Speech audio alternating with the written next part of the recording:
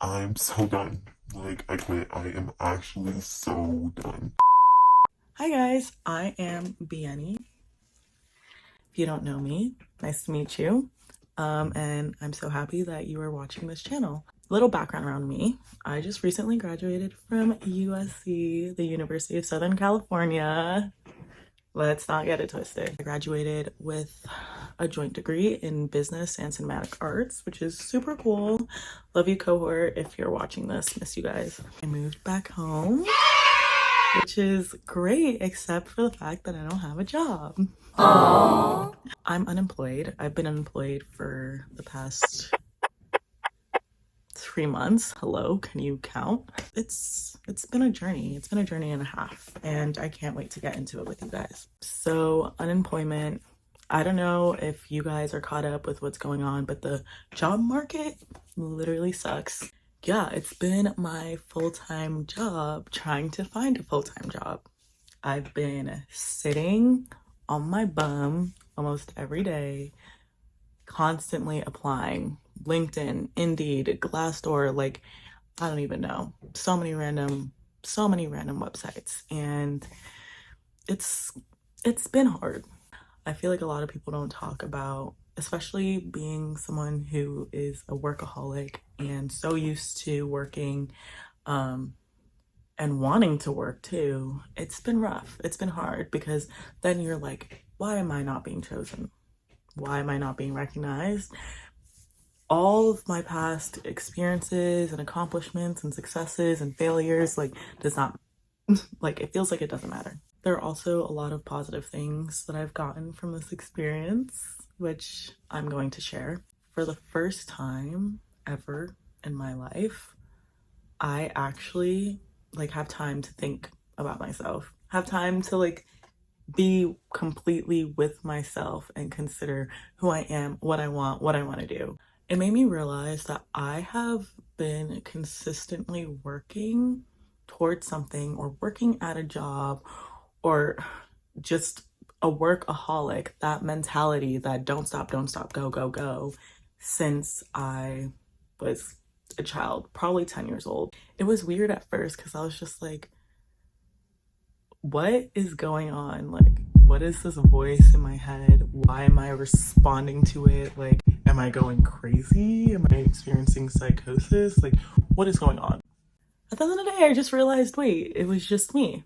It was just me having the time to think and respond and ponder and consider and cry and laugh and all of these crazy things that I just I did not feel like I was capable of doing with myself. One of the things that it made me realize is that I am so dedicated to communication, entertainment, and social impact. And I've been saying this for a while, but I've never really given it attention, as much attention as I should have been giving it. Like, those are the three pillars in my life. And the reason why I've been feeling so off about the things that I've been doing in my professional career or for school or blah, blah, blah, is because I felt like it wasn't completely aligned. And I think that's important. I'm realizing the importance of that. I'm realizing that I am the happiest right now just because I recognize that part of myself, that desire to do that. Like, it's insane because I'm not doing anything.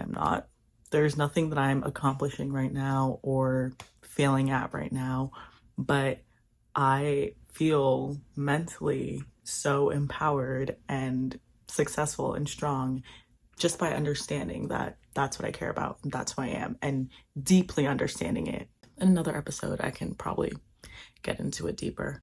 So yeah, I realized that coming from a low income background and being an African American woman who's always had extreme ambitions, and by extreme I mean I wanted to go to Harvard. When I was in third grade, I had no clue what that meant, but I knew that it was one of the best schools to be at, and that's what I wanted, you know what I mean? And so I worked very hard throughout my life, very, very hard, and I understand that aspect about myself, but it put me in this very toxic mindset, okay? This very toxic mindset where I had deemed that specific things, like going to a specific school or doing a specific thing, having a specific role or leadership position, or just being very extremely wealthy and powerful, that was success and that was what I wanted.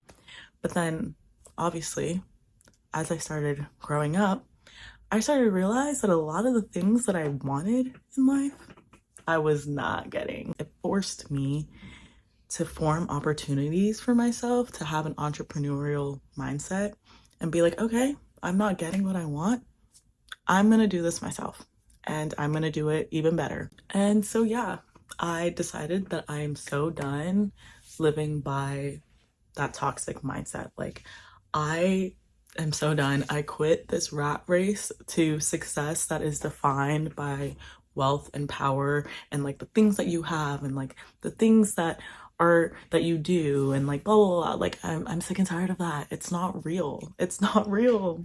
All this time alone has made me realize, or maybe I'm a bit delusional, but it has made me realize that it's not real, and that my success, what I want in life, is to have a sustainable life for myself by helping others. You might make money, you might be powerful, but at the end of the day, if you're not doing the things that align with you and that you genuinely care for, if you're not helping people, that's another conversation for a day. If you are only helping yourself and that is all that you care about, it will bite you in the butt one day, because I don't know how it can be so sustainable not caring about the people that are around you. I'm going to start listening to myself, listening to the things that I care about. I'm going to help myself by helping other people. And as long as I can live a sustainable life through that, then I am successful and I'm happy. Once I started thinking that way, everything, and I mean everything shifted for me. All my dreams, all of my aspirations, like, it all shifted. And I, for the first time in a long time, have found myself so like excited for the future. It has opened my mind to so many other possibilities that I never thought were like honestly worth it to me. But that leads me to introduce this channel. I decided to create Seek and Speak. Seek and Speak. Seek and Speak is a storytelling platform and initiative to discover the extraordinary and ordinary truths in every walk of life. I am starting this channel because I feel like I've recognized two major gaps in society that have personally influenced me and affected how I live my everyday life, but I'm 100% sure that it affects so many other people in the world, and I kind of wanted to address that. First problem is that people don't talk to each other anymore. They don't know how to go up to someone and be like, hey, I think you're cool. Let's get to know each other. I've done a lot of research in this area only because I feel like it's the biggest problem that's occurring nowadays. You know, as technology is just growing and growing and growing, we're all so used to like a world with the internet. We're so used to texting people. We're so used to like flirting on dating apps instead of going to the actual date. We're so used to like going to bars and having a drink here and there, but not actually like sitting down and meeting someone new and getting to know them genuinely, to like genuinely form a connection. I could go on and on and on about, you know, just how much people don't talk to each other. Talking to people, getting them to understand my history, but also like opening myself to understand theirs, to listen, like, is so important.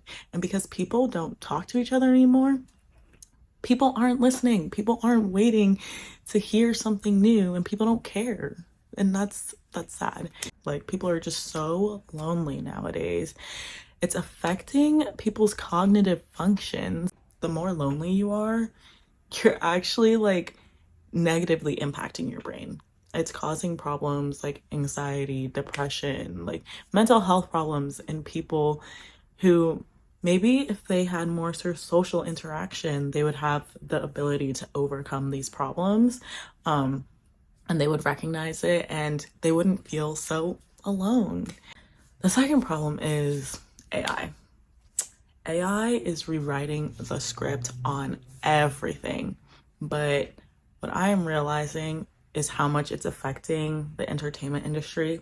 As you know, as I mentioned before, entertainment has been my whole life. I've been doing something in entertainment since I was in 6th grade, and I've studied it in college. And I have always been so inspired by the thought of like being surrounded by people, like hearing their thoughts, like being in a writer's room, collaborating, working on an idea that came from someone that you believe in, or, you know, I don't know, IP, like reading a book and being like, this would be a good film. And I have had so many conversations with so many different people and so many of my friends, and you know who you are because I have told you this, like, where I'm just like, you need to write a book, like you need to write a story, like you need to make this into something, because it's just so incredible how like creative you can be, how inspired you can be when you can like listen to someone's story. If you guys don't know, there were Hollywood strikes, you know, with like the Writers Guild and Directors Guild and so forth. It's kind of brought a lot of fear around AI and things like ChatGPT, and like whether or not AI can like have an influence or a specific type of influence on creative works. We know as of now, until May 2026, that things like AI or like ChatGPT can't be the source for like creative, like film content. Like it has to come from a human being. But who knows what the future is going to be like? You know, who knows like when what the next agreement will say about AI and what it can or cannot do.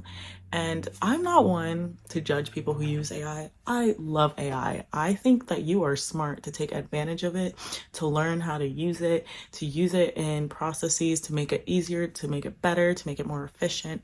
I think that the smarter people are the people who are understanding AI, understanding how to use it and how to control it, but creating a gap between AI and what it means to be a human. I think that the bigger the gap between those two things, the more value you can create for yourself and the more value and influence you can have on the future. So this is why I created Seek and Speak. I think that Seek and Speak is just part of the solution, but hey, if I can have an influence on problems that I notice in the world, I'm gonna do it. But I think it will be a safe space for people who are socially conscious, and it'll be able to help inspire connection and creativity by revealing like those ordinary and extraordinary stories that exist in everyone's life. It's leaving a space for these stories to be shared, and they're so worthy of being heard. I don't think that this is the whole solution, of course. This is just one way I can think about helping my community and exerting my skills and like building on my skills and learning my weaknesses and strengths. And honestly, like if I can help one person go like expand out of that shell that they have built for themselves and feel confident in a story that they've never shared and inspired to go talk to other people, or if I can inspire people who might watch this to be creative and listen to other people's stories and make new friends, like genuine friends, then I'm good. I'm good. I can die happy. All right, so what does this mean for me in the future of this channel? I'm thinking of this as like a project, honestly. It's something that I hope to continuously work on. I don't want it to be my full-time job. Honestly, this is a passion project. I'm still looking for a full-time job. I still want to be a professional. I still have hopes and aspirations that aren't just this, but I feel like because I have the time, especially the time and care and attention for these problems, because I'm recognizing a problem, I don't want to sit still and not do anything about it. I think this is the perfect opportunity for me to kind of push myself out of my comfort zone to get to know new people or people that I know on a deeper level, to inspire other people to do the same, and to build on my skills and just become more of the person that I want to be. And so, yeah, I am so excited to be doing this. I feel like it's going to be so much fun. Thank you so much for watching this. I am so grateful, and I hope that at the end of all of this, everyone realized that the heart of every story is human.